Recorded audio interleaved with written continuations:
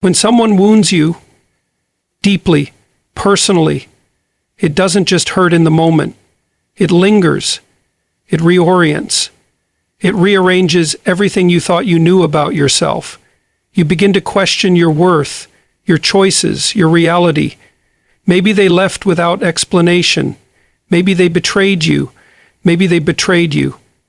Maybe they broke you in a way you never saw coming. And in the wake of that chaos, you feel the urge to disappear, to cut them off, to go no contact. That strategy might bring temporary relief, and sometimes it's absolutely necessary, especially in situations of toxicity or abuse. But what comes next? Silence might remove the noise, but it doesn't rebuild what was broken. The strategy more powerful than no contact is this. You begin the slow, disciplined, and brutal process of reconstructing your identity from the ground up, not the version of you that was built around them, not the person who needed their approval, their presence, or their validation. You rebuild you, the you that's independent of what they thought, what they wanted, or how they treated you.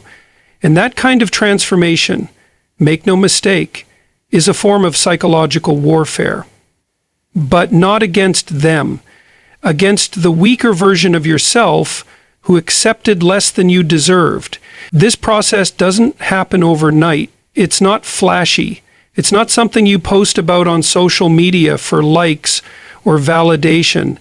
It happens in the quiet hours.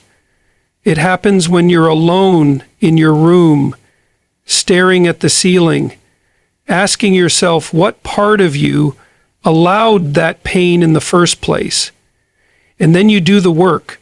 You examine your patterns. You look at your childhood, your relationships, your habits. You confront the parts of yourself that were passive, that were afraid, that tolerated disrespect because they feared abandonment. And slowly, piece by piece, you begin to replace fragility with strength, confusion with clarity, and dependence with sovereignty. The world has sold you the lie that healing is all about self-love in the form of affirmations and bubble baths.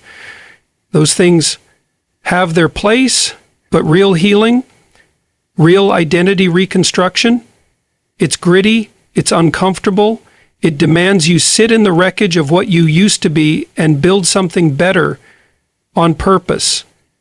That's not healing for comfort, that's healing for power. You get up in the morning and train your body, not for aesthetics, but for discipline.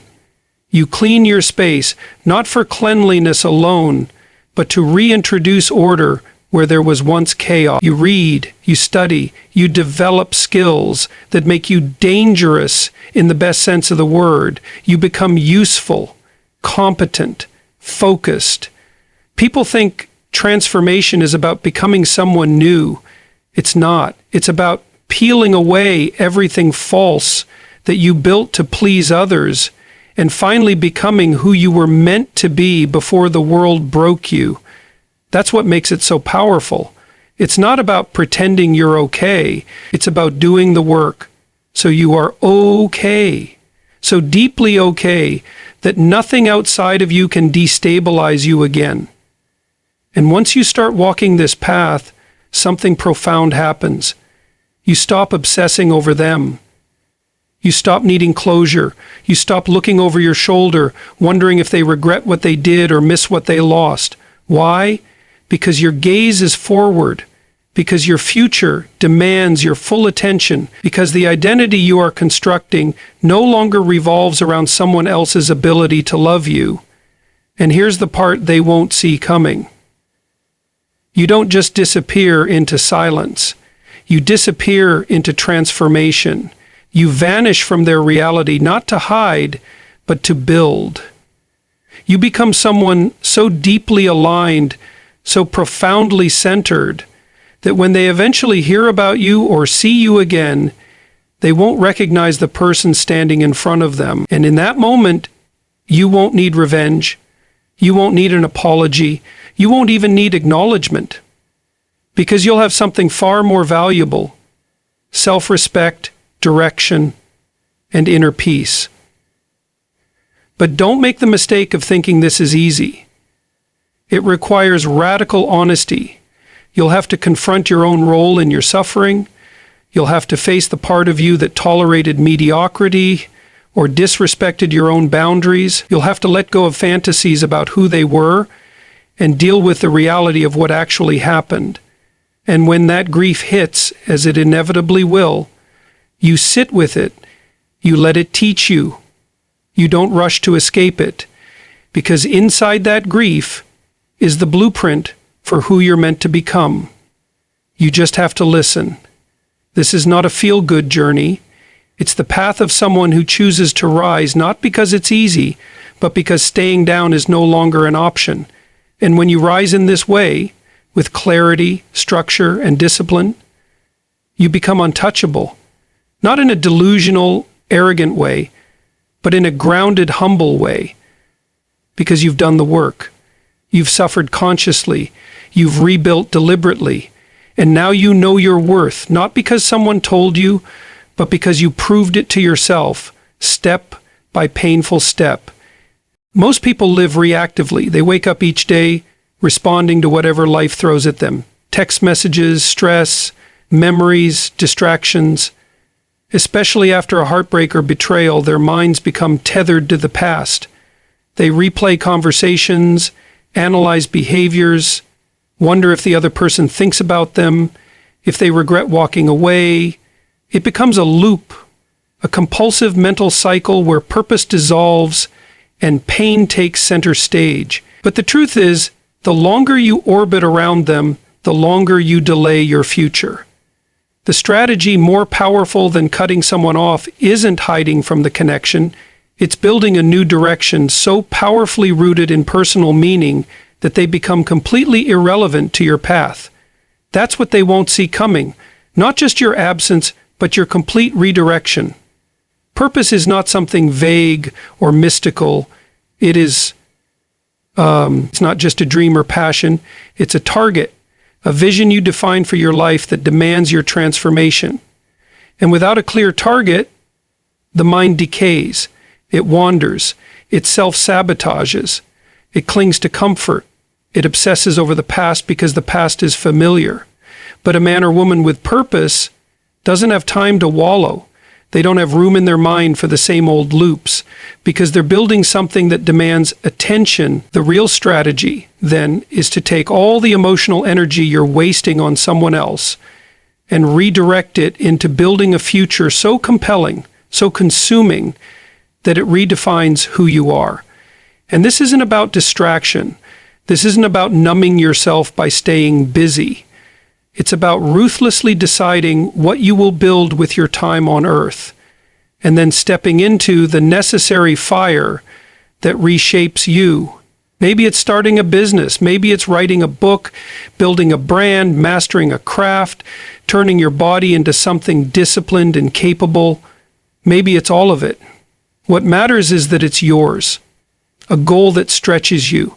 A goal that scares you just enough to force you to grow. Because once you commit to it, everything else begins to fall away, including your attachment to the person who hurt you. Purpose does something to the soul. It gives structure to suffering. It transforms pain into fuel. When you know where you're going, even the worst experiences become tools. You look back on betrayal and heartbreak not as random cruelty, but as raw material. You say to yourself, "Good. Now I know what not to tolerate. Now I know what I need to become." You use it. You alchemize it. And in doing so, you make yourself dangerous in the best possible way. Focused, resilient, emotionally stable. You stop chasing closure because your eyes are on the future. You stop fantasizing about revenge because you're too busy building something they can't touch. The average person lets life shape them. The person with purpose shapes life. They take responsibility for their trajectory. They ask themselves difficult questions. Where am I wasting time? What habits are weakening me? What am I avoiding that I know I need to confront? These are not soft questions. They cut deep. but they're the gateway to real transformation. Because once you start living with clarity, excuses die, distractions lose their power, and every day becomes a small battle towards something greater. Now, this doesn't mean you won't think about them, doesn't mean the pain disappears overnight, but pain inside a person without purpose festers, it spreads, it becomes identity. Pain inside a person with purpose burns clean, it's used, it's moved through. You don't suppress it, you integrate it, you let it make you sharper, more self-awareness, more capable. That's the difference. And the more you move in the direction of your goals, the more your emotional system recalibrates. You begin to crave momentum instead of nostalgia. You crave impact instead of validation. You crave progress instead of people who never saw your value. People often wait until they feel ready to commit to something meaningful. That's a mistake. You will never feel ready. Purpose isn't born from confidence. It's born from necessity. You have to reach a point where staying the same becomes more painful than the risk of change. You have to say to yourself, if I don't create something now, I will keep reliving the past forever. That's the breaking point. And when you hit it, when you decide that your life must be built deliberately, everything begins to shift. You become decisive. You become focused. You start acting like your time is worth something, because it is. And here's the irony. When you move this way, when you lock in on purpose and shut down every distraction, people begin to notice. Not because you're seeking their attention, but because transformation is loud, even in silence. They'll hear about your progress through mutual friends. They'll see it in your presence, your energy, your composure. And by then it won't matter, because you won't be doing it for them. You won't need them to notice. You'll be doing it because you finally realized that your life was never supposed to revolve around their validation in the first place. The strategy more powerful than silence is purpose, because silence can be a retreat, but purpose is an attack. It's the act of declaring to the universe, I will build something so complete, so grounded, that nothing from my past can define me again. That's not just healing, that's transformation. And that's what they won't see coming. Emotions are powerful. They can lift you or destroy you. They can push you into growth or keep you chained to cycles of reaction, obsession, and self-destruction. After heartbreak, betrayal, or disappointment, people often believe the best way to regain control is to shut everything down, cut off contact, suppress feelings, bury the pain. But emotional suppression is not emotional mastery.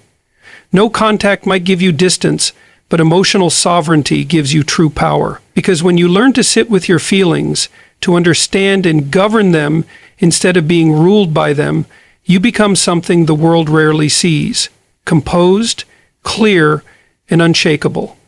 That's the kind of power no one expects, and that's the kind of power they never saw coming. Most people are emotionally reactive. Something triggers them and they snap. They spiral. They rant. They post online, stalk social media, drunk text, or fall into old patterns just to feel something familiar. And they believe that their emotions are facts, that because they feel something, they must act on it. But emotions are not commands, they're signals. They point to deeper truths, but they don't get to run the show. If you let your emotions drive, you crash. If you let them speak, you learn. And that's the line most people never learn to walk. But you must, if you want to be free. Freedom doesn't come from avoiding people who hurt you. It comes from mastering the part of yourself that let them have emotional power over you in the first place.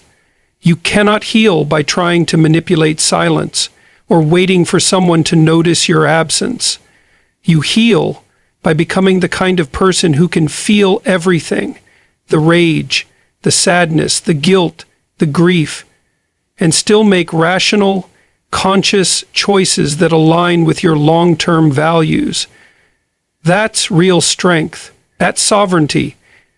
It means when the urge comes to reach out to them, to make a scene, to demand closure, you pause, you breathe, you recognize the emotion, but you don't become it.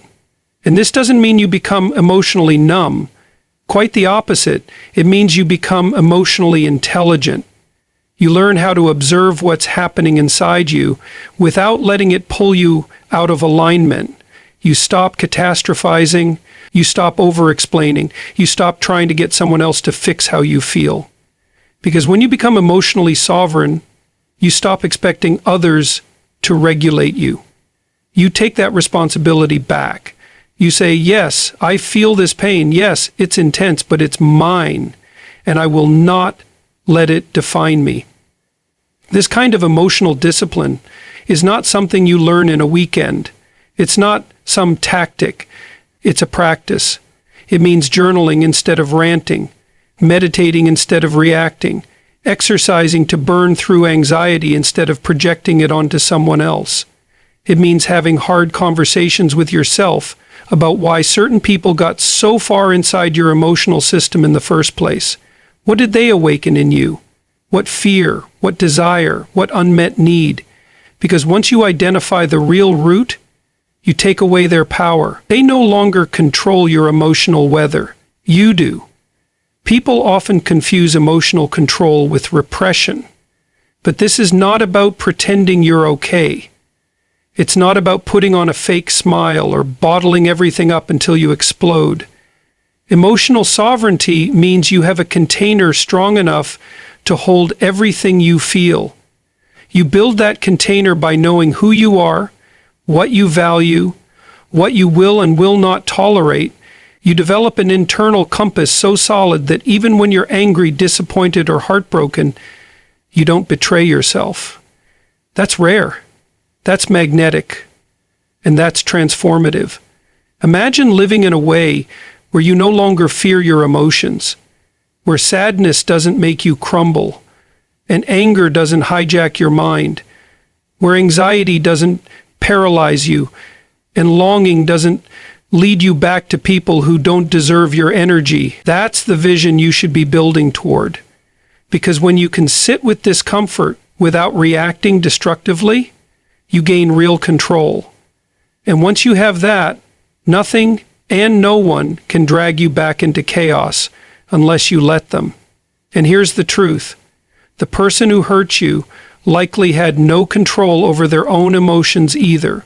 That's why they betrayed you, abandoned you, disrespected. People who are emotionally reactive act from fear, insecurity, and ego. You're not like them, not anymore. You're becoming someone different, someone who can be trusted with power because you're learning to lead yourself first.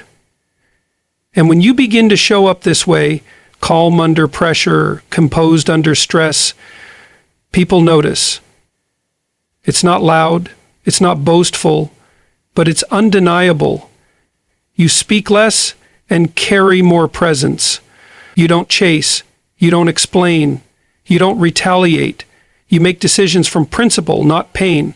And in doing so, you become unpredictable to those who once thought they could control you because they expect you to break. They expect you to react. They expect you to need closure, to seek validation, to fall apart. When you don't, when you remain grounded, centered, and focused, they don't know what to do. That's when you've won. Not because they're confused, but because you're finally clear. This is what emotional sovereignty gives you. Power that no one can give or take. It's not situational, it's internal. You stop responding to emotional chaos with more chaos. You become the calm in the storm, not because the storm is gone, but because it no longer controls you. And that is the strategy they never saw coming. There comes a point when words lose their value. You've explained yourself, you've expressed your pain, maybe you pleaded, maybe you stayed silent. Either way, nothing changed the outcome. They still walked away, they still misunderstood you. They still underestimated what you were capable of becoming. So now, you take a different route, a quieter one. Not passive, not bitter, but deliberate. You choose to rebuild yourself so completely, so relentlessly, that your very existence becomes the statement. No contact was the first step. But now, the strategy is not simply to vanish. The strategy is to evolve and let the results speak for you, not in noise, in silence, in undeniable transformation. You don't need to prove anything to them, but you do need to prove something to yourself, that you were never defined by their inability to see you, that you are far more than the version of yourself that tolerated confusion, mistreatment, or neglect. And this next stage of your journey, it's not about sending messages or getting revenge. It's about becoming someone whose life speaks louder than any conversation ever could. This is about results. Tangible, visible, unmistakable growth. You start showing, not telling. You stop arguing for your value and start building a life that reflects it without a single word. Progress doesn't always look flashy. It's often quiet, subtle, slow, but it's also powerful. You start waking up earlier. You build structure where there used to be emotional chaos. You stop chasing distractions and start pursuing discipline. You say no more often. You protect your peace. You develop new skills. Invest in your body, your mind, your spirit. And while it might seem invisible at first, over time, the compound effect becomes undeniable. People begin to notice, not because you're flaunting it, but because change is hard to hide when it's real. Your voice becomes calmer. Your eyes become clearer. Your posture improves. You carry yourself with quiet confidence that can't be faked because it was forged in solitude and struggle. People can feel it. You walk into a room and the energy is different. You no longer seek validation. You embody self-respect. You no longer need to be understood. You've become so aligned that misunderstanding doesn't rattle you. You've replaced insecurity with clarity, neediness with purpose, weakness with discipline. And somewhere out there, the person who once held your attention, maybe they hear about you, maybe they see a photo, maybe they cross paths with someone who mentions your name. And when they do, something hits them, a realization. You're not who you used to be. The version of you they knew is gone. You didn't just move on, you upgraded. Spiritually, emotionally, mentally, physically. And you did it all without saying a word.